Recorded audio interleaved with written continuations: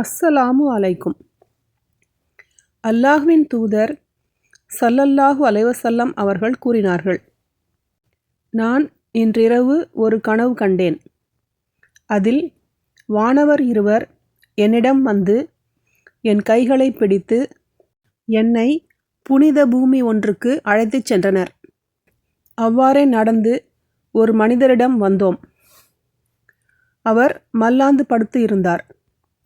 அவரது தலைமாட்டில் பெரிய கற்பாறையுடன் நிற்கும் இன்னொருவர் அதை கொண்டு அவரது தலையை உடைக்கிறார். அவ்வாறு உடைக்கும்போது பாறை உருண்டு ஓடிவிட்டது.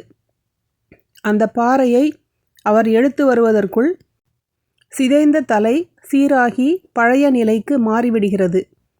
மீண்டும் வந்து உடைத்தார். தலை உடைக்கப்பட்ட நிலையில் இருந்த மனிதர், அவருக்கு அல்லாஹ் குர்ஆனை கற்றுக் கொடுத்தும் அதை பயன்படுத்தாமல் இரவில் தூங்கிவிட்டார். பகலில் அதை செயல்படுத்தவில்லை. எனவே அந்த தண்டனை அவருக்கு மறுமை நாள் வரை கொடுக்கப்படும். இதை சமுரா பின் ஜுன்தப் ரலியல்லாஹு அன்ஹு அவர்கள் அறிவிக்கிறார்கள். புகாரி 1386.